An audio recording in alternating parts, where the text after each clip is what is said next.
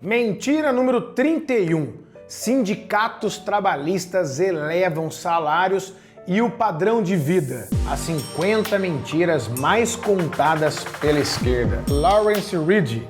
Essa é uma das mentiras mais persistentes do século XX e continua viva porque muita gente confunde poder político com prosperidade real. A verdade é simples, sindicatos não criam riquezas, eles apenas redistribuem o que já existe e quase sempre à força. E o que é pior, ao tentar proteger alguns, eles acabam prejudicando todos. A prosperidade de um país não vem da luta de classes, vem da liberdade de produzir, de competir, de escolher. Muita gente acha que não é, né?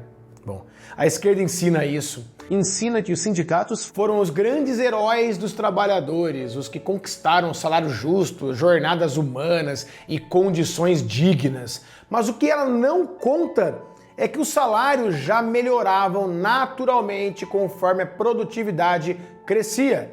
E as piores condições de trabalho existiam justamente antes da economia livre florescer. A verdade é que o padrão de vida sempre subiu, onde havia liberdade individual e prosperidade privada, não onde havia coerção sindical e intervenção estatal. Salários não são definidos pelo grito mais alto, mas pela produtividade do trabalho. Se um trabalhador produz 10 unidades por hora, não adianta o sindicato exigir salário de quem produz 20. O patrão não paga pelo esforço, paga pelo resultado. E é por isso que a produtividade é o único caminho sustentável para aumentar salários e a qualidade de vida. O motivo pelo qual seu bisavô ganhava R$5 por semana não era a ausência de sindicatos, mas a baixa produtividade dele ou da época. Em outras palavras, ele ganhava exatamente o que a sua produção permitia. E à medida que as máquinas, as técnicas, o conhecimento evoluíram, os salários subiram naturalmente, sem precisar de intermediários políticos. Quando um sindicato força artificialmente o aumento de salários, o que acontece? O empregador contrata menos gente. O custo sobe, ou seja, o produto encarece, o consumidor paga mais. E o resultado é previsível, menos emprego, mais desemprego, porque vende menos.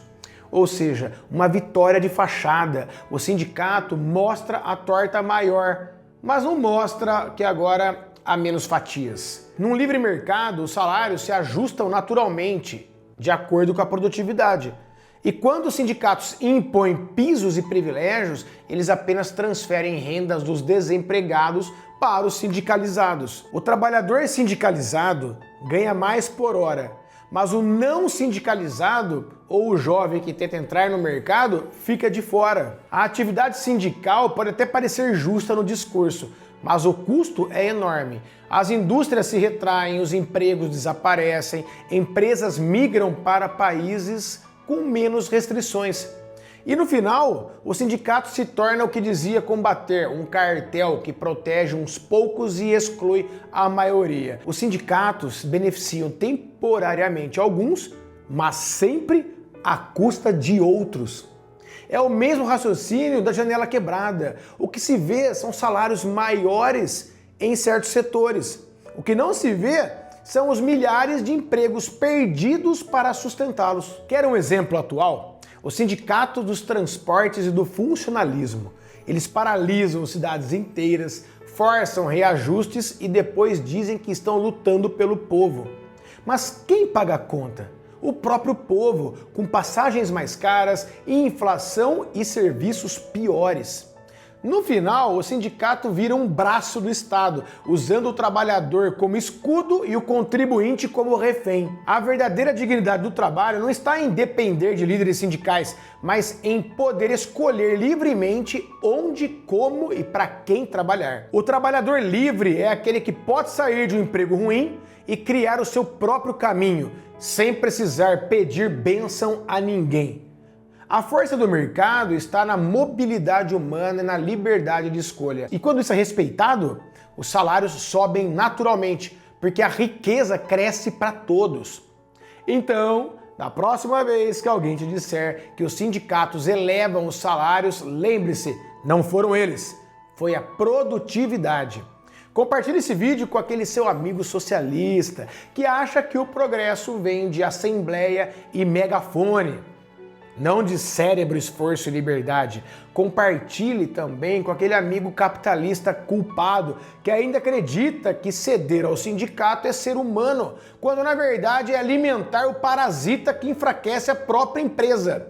Porque prosperidade de verdade não nasce do grito, nasce do mérito. E toda vez que alguém tenta forçar a realidade pela política, a conta vem. E quem paga é sempre o trabalhador comum, que acreditou no discurso e perdeu o emprego. Eu sou o Rodrigo Maricato, advogado, fundador da DNA Cidadania, e o que eu mais vejo, tanto no direito quanto na economia, é o mesmo erro de sempre, achar que dá para enriquecer uma sociedade por decreto, por grito ou por sindicato.